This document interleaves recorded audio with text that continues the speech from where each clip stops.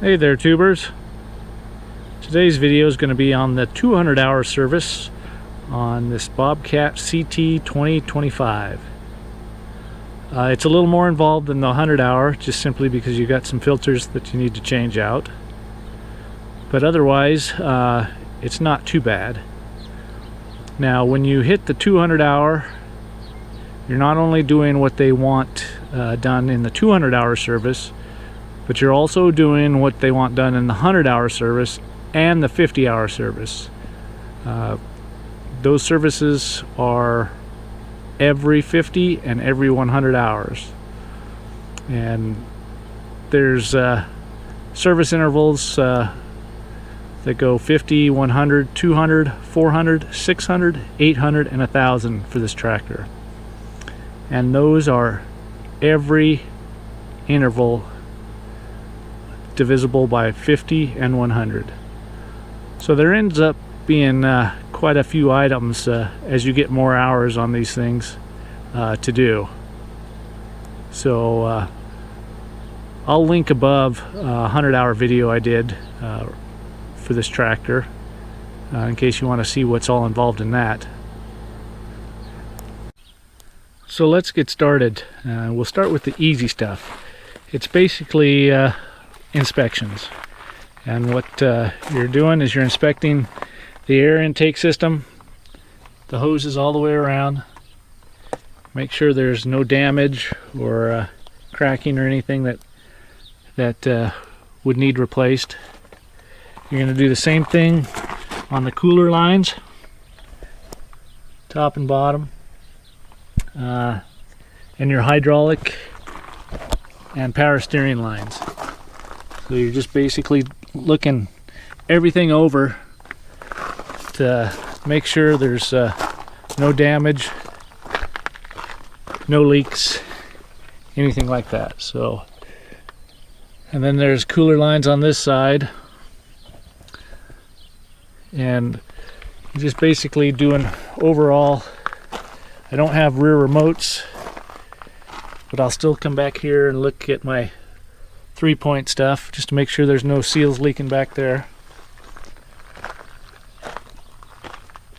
And that's pretty well that. I mean, that was quick and easy. And I mean, if you have a loader, you'll want to do the same thing on the loader lines.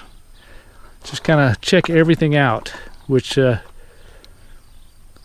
fact that they have to state that in the 200-hour, I mean, that should be just a general everyday thing before you start the tractor. But they've spelt it out, so they must think that that could potentially be an overlooked issue.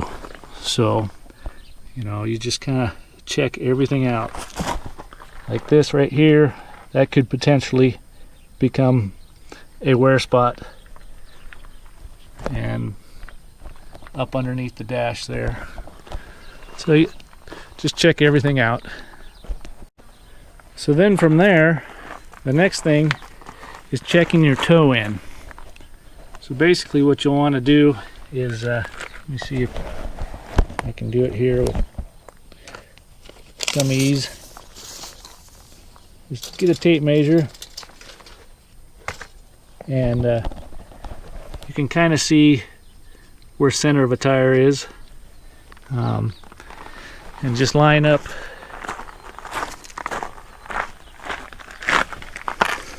this side and then read it on the other side here,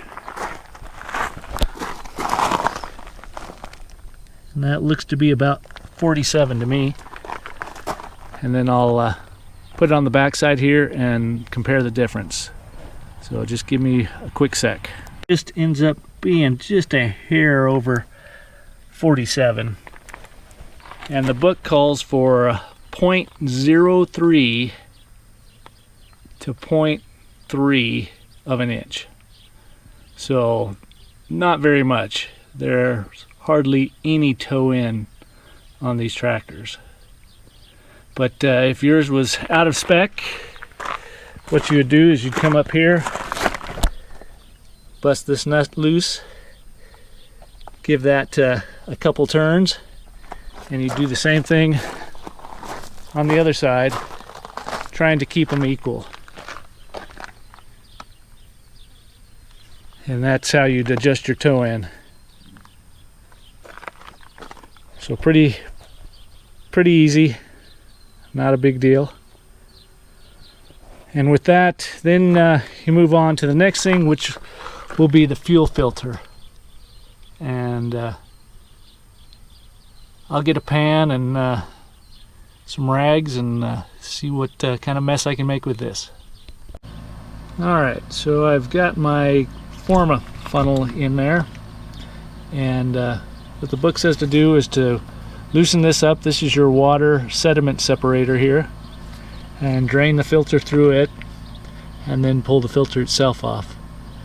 Now I've found with my CT2525 it's easier just to take the whole thing off as one, but I'll give this one a shot since the book says to do it this way, and see what I think is going to be easier in the future. But hopefully I won't make too big a mess. And this thing's been shut off for about half an hour, so it's still plenty warm, but I need to get this done because I'm running out of daylight. So I'll get this off and be right back. Alright, so that wasn't too bad.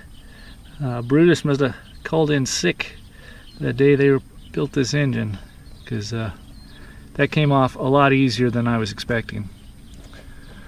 So the new filter is a 7374363, and it's this puppy right here. So what I'll do is I'll get some diesel, since there seems to be some still dripping up there. I'll put it around that O-ring there. I'll spin this on, and then I'll put that on. That's your water separator, and make sure that O-ring that's on that stays on it. This one's stuck to the old filter, so if I hadn't been paying attention I could have thrown that away, and they don't give you one with this new filter, so just be aware of that. I'll spin this on and I'll be right back. Alright, so I got that on. One thing to be mindful of is this water separator here. It's plastic and the threads are metal on that filter, and it kept wanting to start cross-threaded. Took me quite a few tries to get it to go on straight, but it finally did. But it would be really easy to cross-thread that and get the threads screwed up on that. So just be mindful of that. So what the next step will be is to come up here and open this breather here, and then just start pumping up on top to get the air out. Now this is going to leak a little bit. I'm going to try and get a rag or something up in here to try and catch it, so that it doesn't spill down the whole engine here. But I'll get something up there and I'll put the camera down and make sure I keep the spillage to a minimum, and then I'll be right back with you. Alright, so I got that done. I did make just a slight mess, got a little drip going down. I'm not quite sure how you avoid it, but it was minimal. So that's done. And while I'm up front here, I want to kind of point something else out. You do inspect your air cleaner and element and everything, but this tractor came with just an outer air filter, not an inner. And they do have the option, it's part number 6666334, and I'm going to throw that in here at the 200 hour. The more filtration I get, the better, and I'll just feel a lot more secure with this in there. It takes only but a second to throw it in, but I'm going to do that now, and then let this tractor cool down just a little bit more before I hit the oil filters. Alright, so there it is installed. It's real simple. Just presses in, and you're good to go. I'll put the outer filter, it's got sitting over here, in over the top of it. Put my cap on and I'm good to go. And I'll feel a lot better. Alright, so that's back together. Now we'll move on to replacing that hydraulic filter on the right hand side and the hydrostat filter that's on the left hand side. They're almost in the exact same spots on each side of the transmission here. You're going to lose about a gallon of oil between the two of them, so you want to put a pan under there and be ready when you spin it off. One thing I did have a problem with the last time, and I didn't realize it till I put the new filter on, was the gasket on this one had stuck to the transmission. So you want to make sure that you get that off with the filter, so you don't have any issues with putting the new one on. But I'll get that spun off. I put that one on about a week and a half ago, so hopefully it comes off pretty easy, and I'll get that replaced and move on to the other side. Alright, so I've got this side done. Got the new one spun on, the old one down here. And I don't know if you can tell in the pan there, you've probably got 3/4 of a gallon. The hydraulic side here, the fluid will completely drain the transmission if you didn't get that filter spun back on quick enough. It doesn't have a shut off. Now the hydrostat side, because you're not moving the tractor, you only really lose the oil that's in the filter and the line, so you don't lose quite as much on the other side. But I'll pop over there and get that one taken off. Alright, so over here on the left side, just behind the step, you'll find your hydrostat filter, and it's reddish orange in color.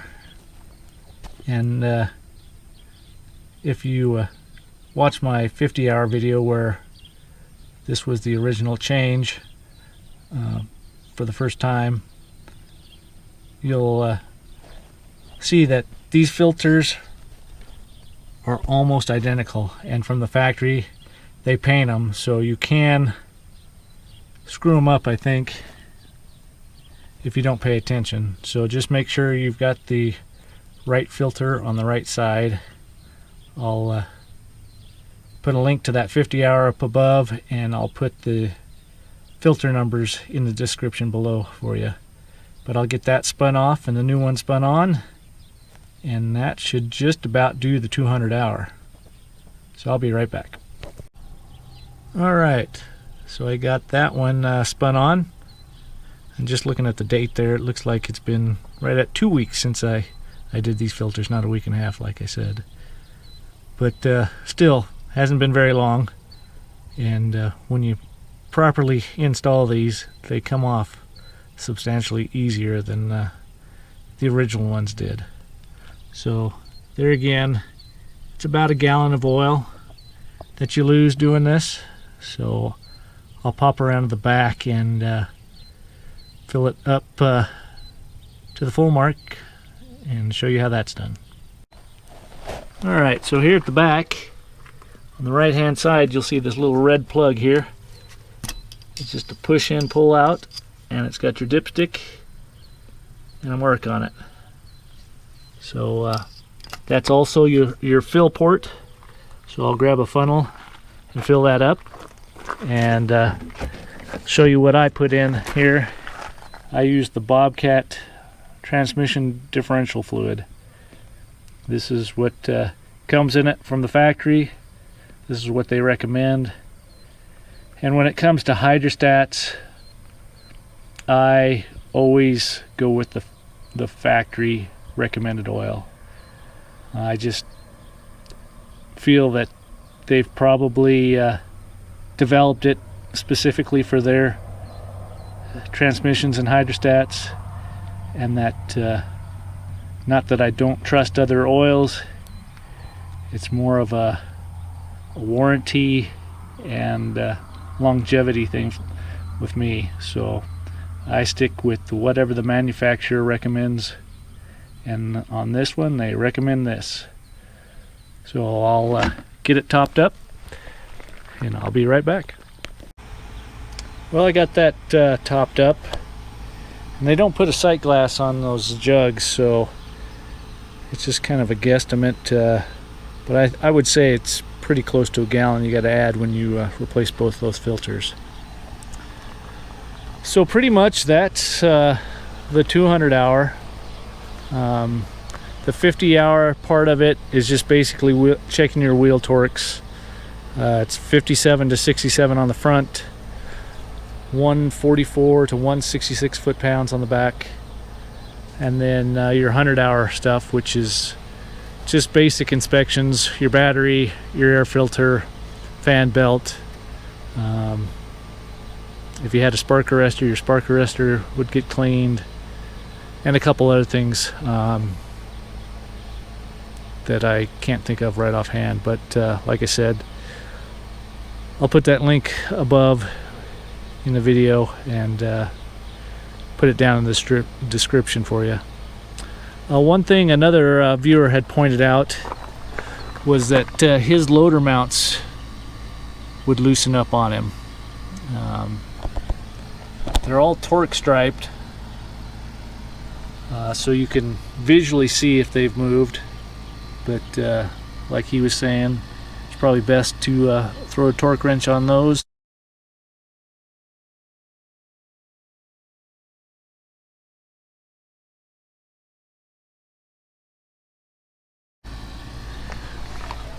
But other than that, it's a fairly quick service. If I wasn't filming, it would have probably taken me 30 to 45 minutes to do.